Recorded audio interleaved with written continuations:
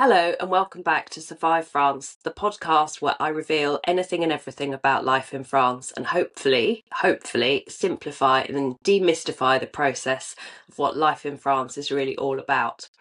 And on that subject, I'm very pleased to announce that this morning I'm joined in the studio by Dave Hall, who's recently produced and directed a film all about some Australians moving to the Languedoc.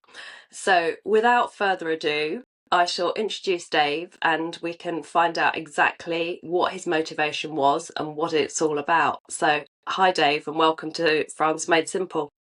Thank you so much for having me. Pleasure to be here. Not at all. It's a pleasure. So, maybe we could start by you telling us a bit about yourself, your background, what was the kind of inspiration behind all of this? Yeah, interesting. Thanks. So my background before I made this film, which is called Passing Through, I'll get the start plugging it already. Before I made this film, Passing Through, I I wrote plays. I considered myself to be, among other things, a playwright. Um, and that was really because I was at university and started writing plays and getting involved in that scene. Um, this is many years ago. Graduated, went to the Edinburgh Fringe, got more into theatre, and thought, well, this is my thing. And I sort of felt I was on this track of trying to just like climb the greasy pole of the theatre world. Um, while well, while this was happening, I was living my life. My my parents bought a house in France when I was probably about 20, as a kind of holiday home, not as a permanent home. Um, and I had spent university holidays helping renovate the house. It's an old house in this town called Agde in Languedoc. Um, and I had spent summers working in France, working as a waiter in restaurants there, learning French and renovating this little house and kind of becoming very attached to that part of the world. And for most of my 20s and 30s, that's where I spent all my holidays. So every year I'd spend maybe a month in France and getting to know the people there, getting to know the locals, getting to know all the expats who lived there. People who'd moved out there for various reasons to kind of start a new life, kind of rediscover themselves, whatever had drawn them there. And there's a real mixed bunch. And it's kind of, I I think one of the interesting features of expat life is the way people who wouldn't necessarily socialize or mix in a English town or a British town will, because they're the sort of the only English people, only English speaking people in a small area, they'll be drawn together. But then they'll find they have something in common, and what they have in common is often the thing that's drawn them to that town. So I was kind of in this expat world, but a part of it, but not fully immersed in it, not fully living there. Anyway, I'd been writing plays, and I sort of thought, oh, what's my next project going to be? And I sort of thought I want to write something about people in the south of France, English speaking people in the south of France, and sort of set it in this town.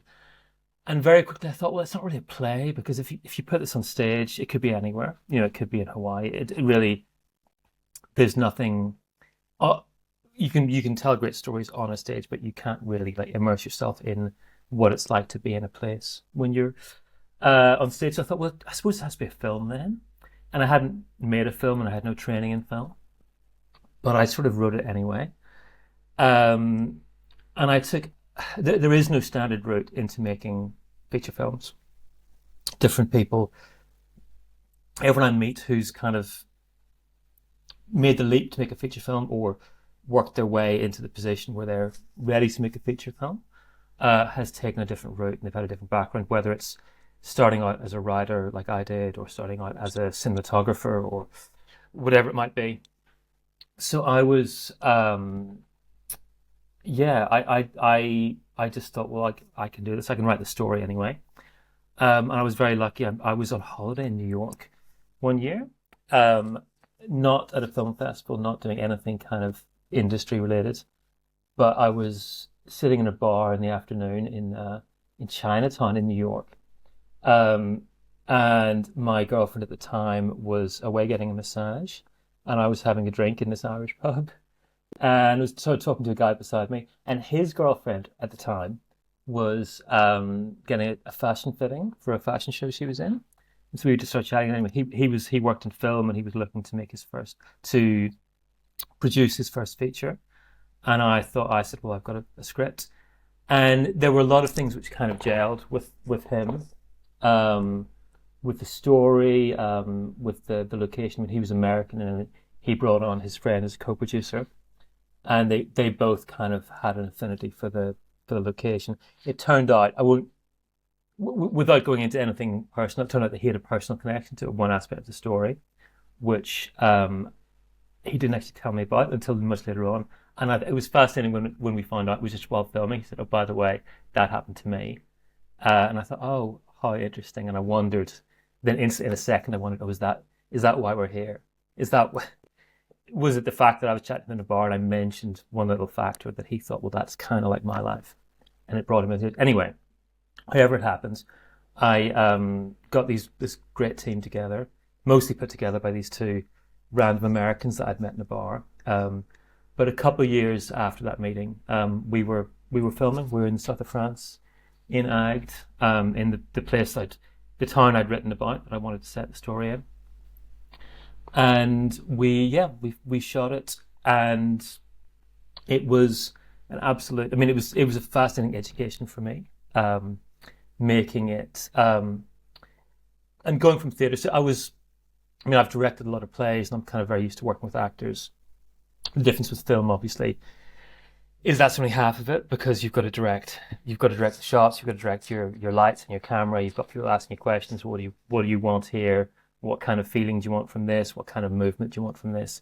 And you've got to be thinking about that while you're also thinking about telling the actors what should be on their minds, what their motivation should be, what they should be thinking and feeling, and trying to get across. So, but yeah, I loved it, and it's incredible education for me in kind of telling stories through film.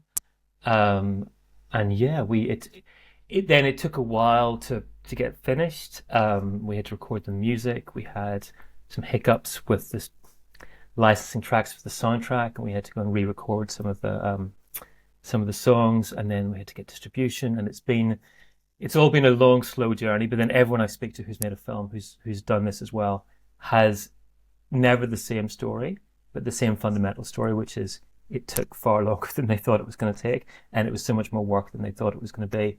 But it's amazing to have done it, and it's on Amazon Prime in the UK. It's going to be released around the world soon on various different platforms, and it's just a lovely thing now that it's done. It's up there. When I have it on my watch list, even though I've already watched it 100 times. So when I go onto the smart TV and flick through, I just see it come up as one of the thumbnails. You go, oh, there's my film. It's quite nice to just see my little film there up alongside all the other films. So it's a really, really nice feeling to have gone on this journey, and it's taken so long. But also, I wasn't coming into it as a seasoned filmmaker. I was coming into it as a playwright who had a notion to write a film, who wanted to tell a story about a particular part of France and a particular aspect of French life, which is the experience of outsiders coming for what they think is the romance of France, coming for what they think is going to be idyllic, and then sort of wrestling with the reality of it. And obviously, in the story, we can talk about the story itself, but the story is not just about the trials and tribulations of living in France. It was a bit of that. It's also the almost a bit, I think I maybe didn't know it at the time, but I think reflecting on it now, having watched it so many times, I think it's about the impossibility of running away from your past. I think that's what the film is about. It's about, you want to go somewhere new, you want to start afresh, you want to have this beautiful romantic new life, but your past is always your past, and you have to actually deal with it head Yeah. on. And that's the story. Yeah, no, that's very much what I took out of it. I've watched it, obviously. Mm. And I mean, I guess it's also coming at it from, I mean, I've been running the Survive France website since 2009. And prior to that, I had a blog, but simply because I realised how many people who moved to France are then struggling emotionally Hmm. for various reasons. Social isolation is one. And it is, as you said, the romance versus the reality. Um, and I do think an awful lot of people coming here are running away from something, whether it's a relationship or a work situation. And as you say, it's then that reality of reconciling your new existence, and you can't run away from your past. And it's a Yeah. really, really interesting subject to explore, I think. And I also think it's really interesting to just kind of take an overview of the problems that people face when they're trying to integrate into a new country and a new culture, often with almost zero linguistic skill. Or, I thought I spoke French when we arrived in France because I'd learned French at school and I'd spent my holidays here. But that meant I actually spoke restaurant French or Yeah. supermarket French. I couldn't speak tax office French or DIY shop French Yes. or ask for a plug or, a bit of 4x2 or some coaxial cable. I didn't have Yeah. any of that vocabulary. And then, obviously 20 years later, I've been living and working in France, and my French is pretty good. I have French nationality, but I didn't realise that prior to very recently, I'd been in an entirely English speaking household. So I spoke Yeah. work French perfectly. Of Did I speak emotional French? course. Yeah. Relationship French? No, there's all these sort of different sections of the language, and it's a long and slow learning process for people. And I think the exploration you did of how people kind of drop into that expat community relationship simply because you have a language in common is really interesting as well. Um, Yeah. Yeah. And you and there see were it. definitely some types that I recognised in the film. Yeah. So in the film, there's a character who's sort of a échangiste. She's a swinger, which is a feature in Agde, and often, I mean, she's very blatant about it, and there's a bit of comedy in her being blatant about it. But often it's the people, not the people you least expect, but you go, oh, that's interesting. Oh, you do that. That's but it's just part. It's part of life, and of course, it's a community of people who enjoy that lifestyle. So they exist, but they also, because of this thing of having a common language, then rub shoulders with people who aren't into that lifestyle, who don't do that, and then yeah, obviously that creates not so much tension, but just humor and just the lets you kind of reflect on the kind of the patchwork that is life. Just all the different people rubbing shoulders, yeah, being brought together. Yeah. Um, yeah, Yeah, no, definitely. I think we could say it leads to some interesting conversations, which is often a feature of expat lifestyle. But that social aspect is, I think, hugely important, and it's a huge part of people's ability to either settle in and really get anchored into a community or not.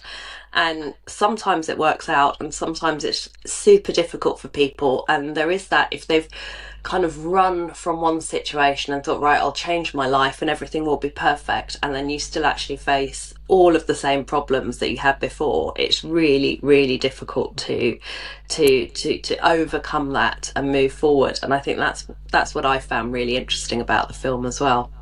thanks. Yeah, yeah, yeah. No, that's kind of yeah. Well, there's many threads to it, but I think that it's lovely to hear because you've lived that yourself, and obviously, and not only lived Mm, that, but you've set yourself up to support all these other people through mm. that experience themselves. So yeah, it's interesting to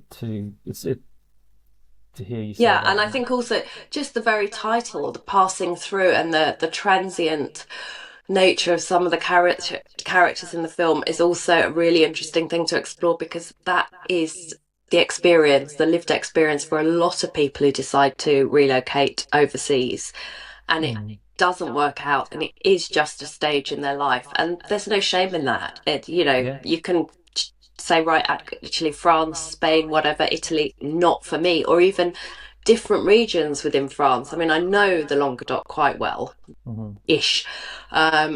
Spent some time there, and it's very different to other regions of France. So, you know, Yeah, yeah. Whereabouts are you now? I'm in the north of France in Normandy, but I spent 18 years in the southwest, in between kind of Dax and Biarritz. Oh yeah, nice. but I've also lived in the Lot-et-Garonne near to Agen, and the Pays Basque and Mm. Brittany. Wow. So I've moved around. Amazing. But yeah, so how did you go about getting the cast involved? Okay, so it was. So I can tell you the order it happened in. So first of all, it was Angela. So there's basically four characters in the film. I'll kind of drop Mm, in bits of the story, but without ruining it for anyone who wants to see it. There's an older couple and a younger couple, and the younger couple is the male, the older guy's son and his girlfriend. Um, so of the older couple, it was going to be Angela, who I knew. And in fact, Angela was my at the time was my partner. So we were in a relationship. We had actually split up by the time we made the film. That's a whole other story. Angela was going to make a film.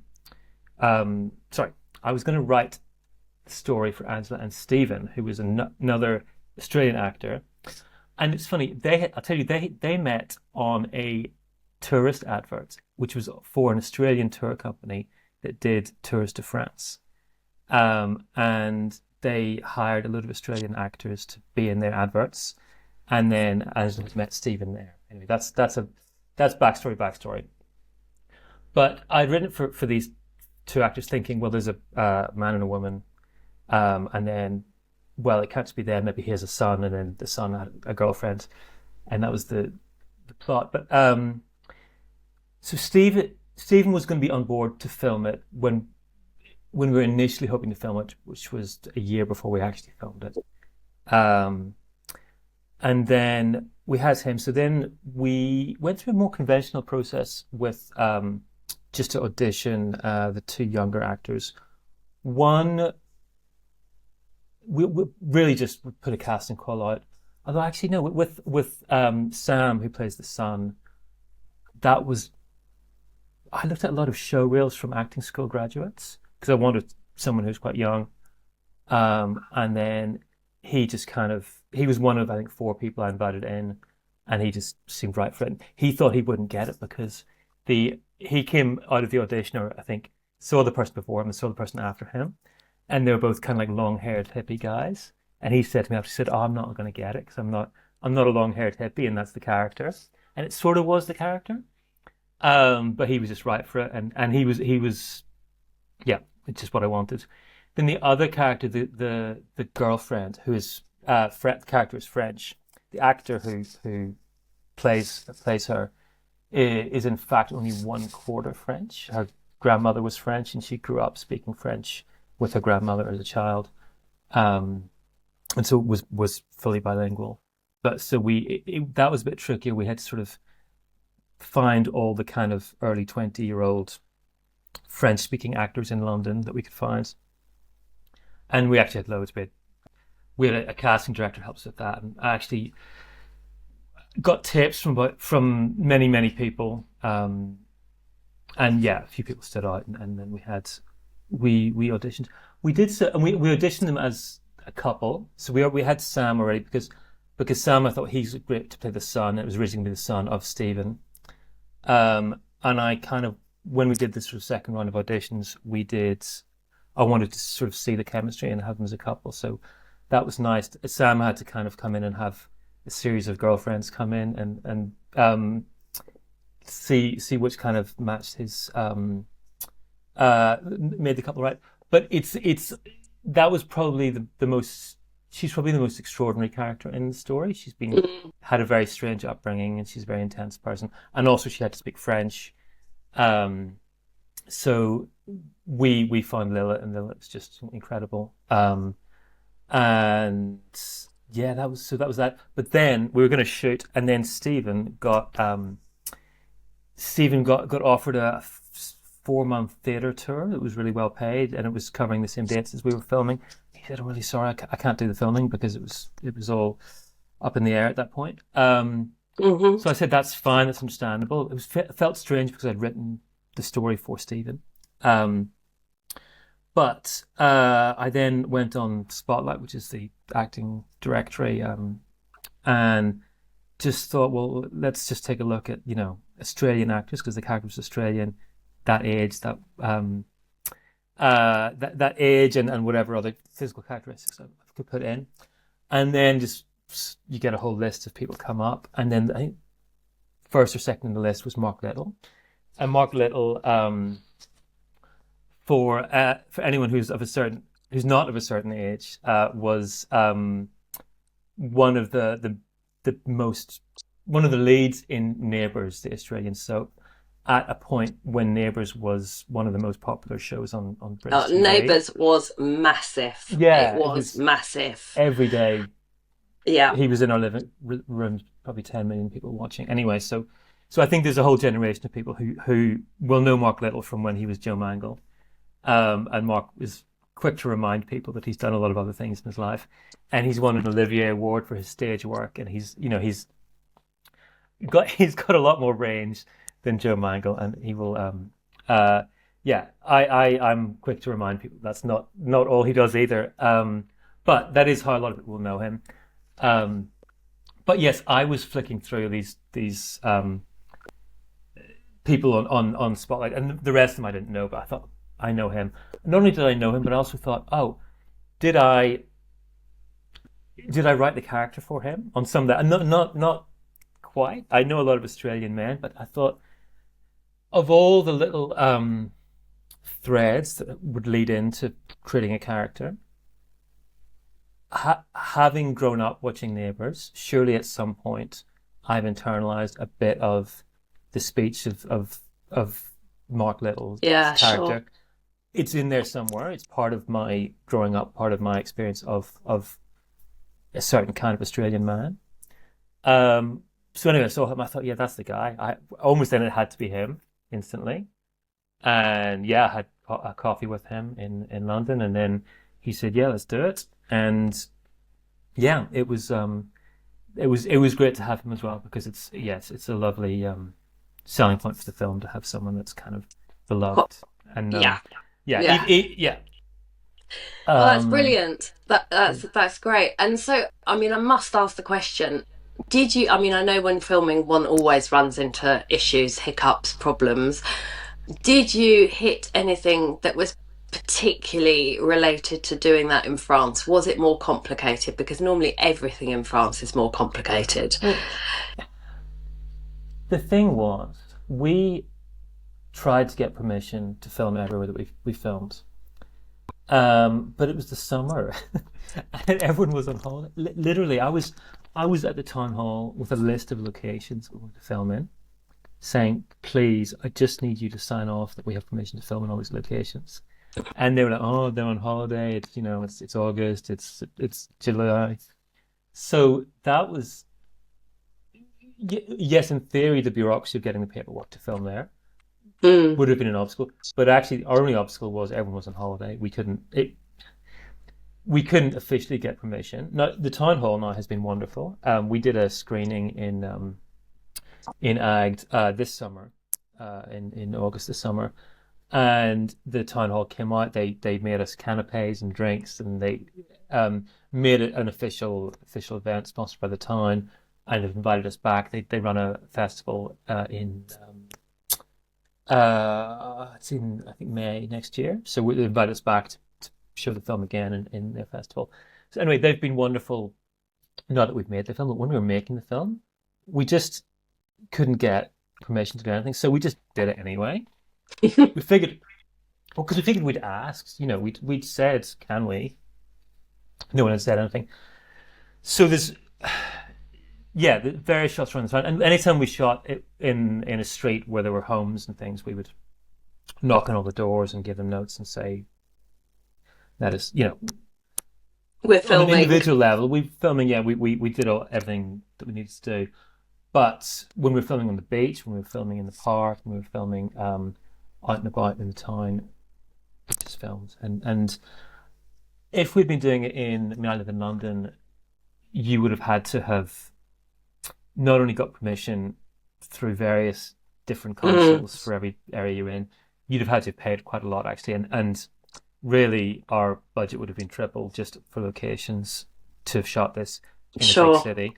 but because we were doing it in a fairly sleepy town in France, or a sleepy, if anyone knows Agde or if anyone's curious about Agde, Agde is the old town, and there's a place called Cap d'Agde that people might know better, which is this Mm. great big beach resort, which is kind of empty in winter, but it's kind of the main tourist hub of the commune of Agde.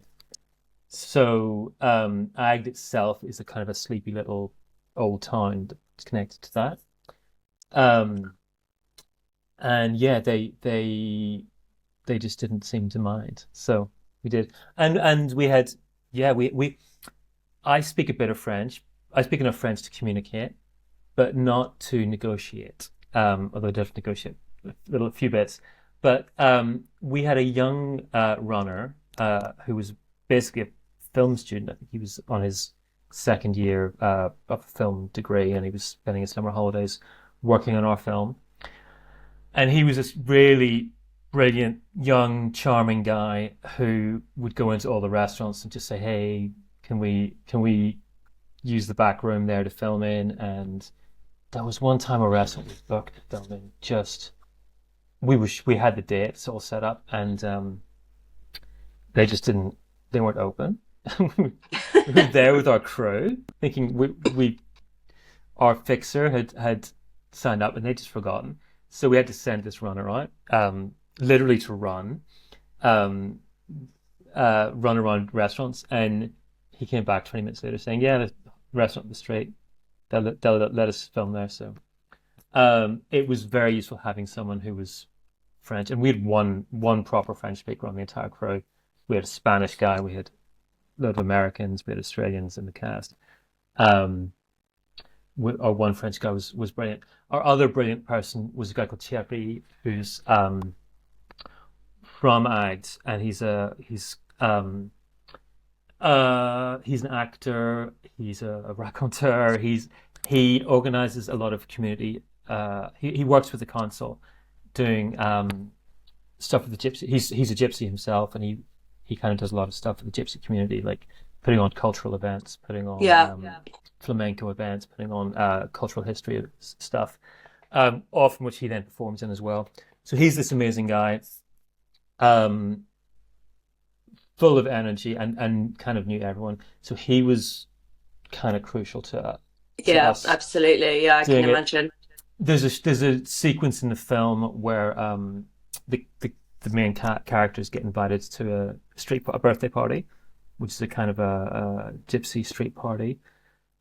We couldn't have done that without him. That was No, I just was, making that happen. It I was was, one yeah, man. Yeah, when I saw the credits and realised those weren't extras, that was the real McCoy and that you'd got yeah, permission to film, I was super impressed with that just as a logistical achievement. So well done, that yeah. guy. It Yeah. was just. I mean, we just gave lots of food, lots of wine, free music, and said to them, "Look, come, be part of the film." Yeah, we paid the band, we paid Cherry, of course, we paid our the flamenco dancer who comes out at the start, but all the extras are just there for the party, and obviously they knew they're on in the film, and um, but it was yeah, An it was kind of achievement. an achievement, and we had to sort of harness the energy of that moment of because you can bring people together for a party and then say, right, we're going to film you. So and then after a while, you've only got a little bit of time there because you can't do endless takes if people are just there but for a good time. So we had to kind of make it happen on the spot, and yeah, we did. Well, I think you definitely succeeded, and that was, quite an amazing scene and sequence within the film. Mm. So well done. And I think the whole, from what you've recounted this morning of how the filming came together and how you managed to do it without necessarily the right pieces of paper stamped by the right person, etc., etc., it just goes to show what you can achieve when you basically wing it. And I think that's a good lesson for our listeners and a good point to Yeah, end on, because I think often life in France is all about winging it, kind of fake it till you make it. Just see what yeah, happens, go with the flow, and often the results are pretty spectacular. yeah. It was. It all everything just happened in our favor. So it was yeah. even the weather kind of was perfect every day. And when we were filming indoors, it rained. When we were filming outdoors, it was sunny, and everything just fell into place. So yeah, I, a bit of belief took us there. So just kind of, we just kind of, there's a line in the film where they say we just closed our eyes and jumped. So we And I think, yeah, that we sums did up that. moving overseas. You just have to close your eyes and jump. Dave, thank you so much for joining us this Pleasure. morning. It's been really interesting. I'm going to put links to where people can currently watch the film in the show Yeah, notes, and then as and when it's released on Amazon in France, perhaps we can yeah, reconvene and update that. that would be And great. I'll also link to your website as well, so people can Yeah, get in touch directly. that would be great. Yeah, and you can follow if you want to sign up for the mailing list or the Instagram. That's the best way that you'll if you want to find out when it's available in France. So we don't have a date yet, but it will be announced very soon when it's available worldwide. But for the moment, if you're in the UK, you can watch it on Prime Video. Yeah. All right. Thank you. Cool. Thank you very much, Dave. Pleasure. Thank you everybody for listening, and thank you as always to our amazing sponsors, Fab French Insurance, who are here to make your life in France as simple as Frenchly possible. Their words, not mine. I hope this morning has been interesting. It's certainly been really interesting and enjoyable for me. I've loved chatting to Dave. Thank you all, and see you next time. Bye bye.